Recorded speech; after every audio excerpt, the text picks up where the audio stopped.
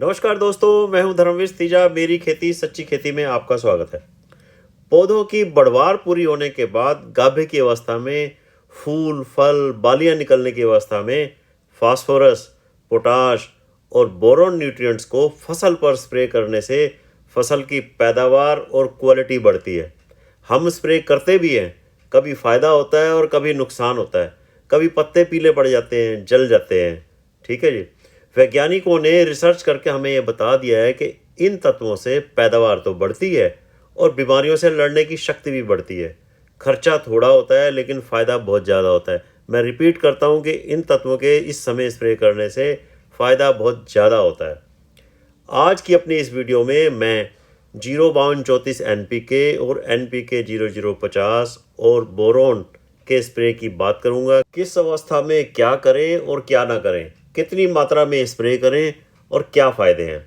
कुछ गलतियां करने से पत्ते पीले भी पड़ जाते हैं। आप जैसे देख रहे हो, पत्तों की नोक और नीचे भी जल जाते हैं, उसकी भी बात करूंगा। पहले आपको ये दिखा देता हूं कि भाई फास्फोरस, बोरोन और पोटाश का बालियां बनने, बड़े होने और बाहर निकलने की अवस्था में क्या फ़ायदा होता है। हमें ये न्यूट्रिएंट इस समय क्यों देने चाहिए, आइए देखते हैं। पहले फास्फोरस की बात कर लेता हूँ। फास्फोरस जो है जड़ों के विकास और तने की मजबूती के साथ साथ, यहाँ पर यह बड़ा करके दिखा रहा हूँ आपको, ये लिखा हुआ है, फूलों और बीजों के बनने की प्रक्रिया को बेहतर बनाता है।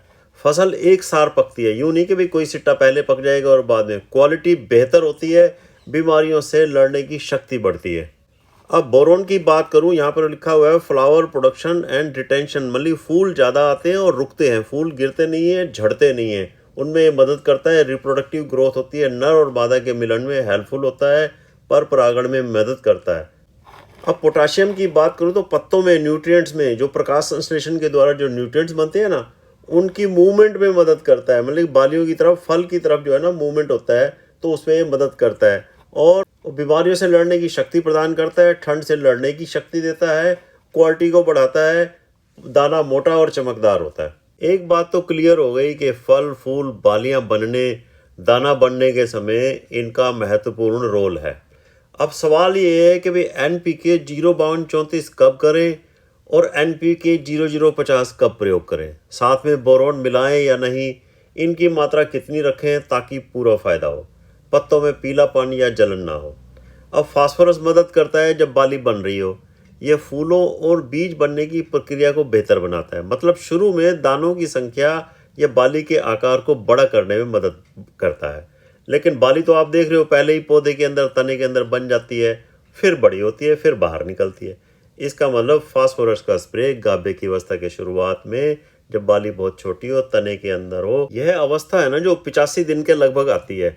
लंबा समय लेने वाली गेहूं में जो आम वैरायटीज़ है ना, जो 150 से 155 दिन लेती हैं पकने में, और ये आप फसल जो देख रहे हो, ये 90 दिन की फसल आप देख रहे हो। अच्छा, बोरोन भी फूलों और फल की बढ़ोतरी में, पर परागण में मदद करता है, तो बोरोन भी इस समय प्रयोग करना चाहिए। बालियां बाहर निकलने तक स्प्रे कर सकते हैं, बालियां निकलने के बाद ना ही करें तो बेहतर है। पोटाश की ज़रूरत बाली बनने की प्रक्रिया से लेकर फसल पकने तक होती है, इसलिए फास्फोरस, बोरोन के साथ थोड़ा पोटाश भी स्प्रे कर सकते हैं शुरू में। मात्रा की बात करूं तो आप NPK 05234 1 किलो को 120 लीटर पानी में स्प्रे करो। अगर आप NPK 05234 की मात्रा बढ़ाकर 1.5 किलो करते हो तो पानी की मात्रा 160 लीटर प्रति एकड़ तक बढ़ा दो स्प्रे करने के लिए।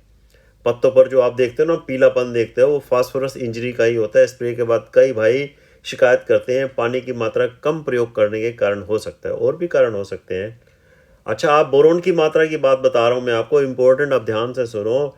100 ग्राम प्रति एकड़ ही रखें, चाहे आप पानी 120 लीटर कर रहे हो या 160 लीटर प्रयोग कर रहे हो। ज़्यादा बोरोन प्रयोग करने से पत्तों के ऊपरी हिस्सा, नोक है ना जो, वो बर्निंग, जलन भी हो सकती है। बोरोन की ज़रूरत बाद में नहीं होती, जब बाली सिट्टे से बाहर निकल आए तो बोरोन का स्प्रे आप ना ही करो तो बेहतर है। अच्छा, समय के साथ साथ बाली की बढ़वार तने के अंदर, ये आप देख रहे हो, तने के अंदर से बाहर निकाल कर दिखा रहा हूँ आपको, अपना साइज आकार तने के अंदर ही पूरा कर लेती है। बाली बाहर निकलती है तो पूरे साइज की निकलती है। अब आप इसमें दानों की संख्या बढ़ाने में कोई भी न्यूट्रिएंट मदद नहीं कर सकता, बाली को लंबा नहीं कर सकता निकलने के बाद। हाँ, कर सकते हैं मदद, तो दूध भरने में, दाने को मोटा करने में और चमकदार बना सकते हैं। और ये आप कर सकते हैं, एक न्यूट्रिएंट बताता हूँ आपको, पोटाश से। तो बालियाँ निकलने के बाद जो पोटाश हमने यूज़ करना है वो 0050 करना है। ये पोटाशियम ऑक्साइड होता है, फोलियर स्प्रे के रूप में स्प्रे करना होता है। 1 किलो NPK 0050 को 120 लीटर पानी में 1 एकड़ में स्प्रे करो। और अगर आप 0050 की मात्रा को 1.5 किलो करना है तो पानी की मात्रा भी आपको 160 लीटर से ज़्यादा करनी पड़ेगी 1 एकड़ में स्प्रे करने के लिए। यहाँ पर आपको बोरोन मिलाने की ज़रूरत नहीं है। अब जो बालियाँ बाहर निकलने के बाद बोरोन का ज़्यादा रोल नहीं होता। अच्छा, एक ध्यान रखने वाली बात यह है कि बालियाँ निकलने के बाद जब आप स्प्रे करते हो तो 11-12 बजे के बाद स्प्रे करना चाहिए। आप अगर कोई फंजीसाइड, इंसेक्टिसाइड का स्प्रे कर रहे हो तो वो भी 11 से 12 बजे के बाद ही स्प्रे करना चाहिए। आपको मेरी ये वीडियो पसंद आई हो, कोई फ़ायदा होता हो तो मेरी इस वीडियो को लाइक कर दो, शेयर कर दो, सब्सक्राइब कर दो। Thank you ji.